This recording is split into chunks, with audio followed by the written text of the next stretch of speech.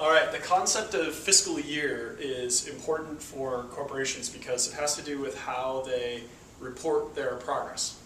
And if they're filing financial statements, if they're getting audited, all those things, and also reporting how they're doing to their investors or to their board of directors or to their shareholders. It has to do with the concept of fiscal year.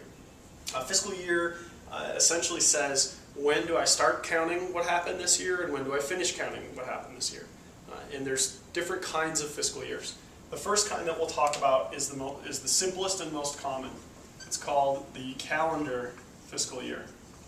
And what that means is that my fiscal year as a company, my financial reporting year, follows that of the calendar. It starts January 1st and it runs to December 31st. That's a calendar fiscal year. So, of course, the last day of my financial year is December 31st, and when I report my numbers, my earnings, my sales, any of my projections, it all happens around January 1st to December 31st. It's a calendar fiscal. And you'll hear that discussed and referred to as calendar fiscal.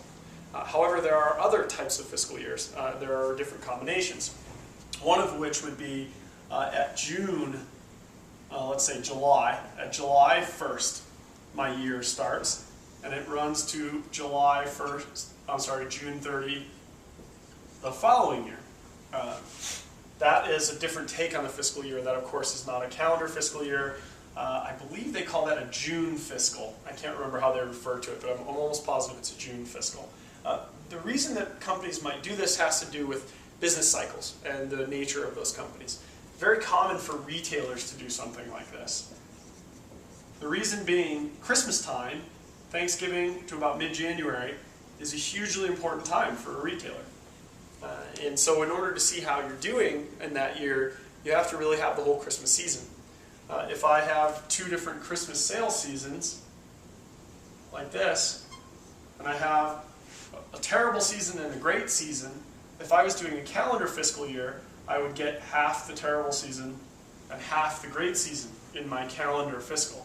That's not really accurate for my business, because my business goes through cycles as a retailer that surround Christmas. So instead, I'm going to start my reporting year on July 1st, and I'm going to end on June 30th, so I get my entire Christmas season inside of that fiscal year.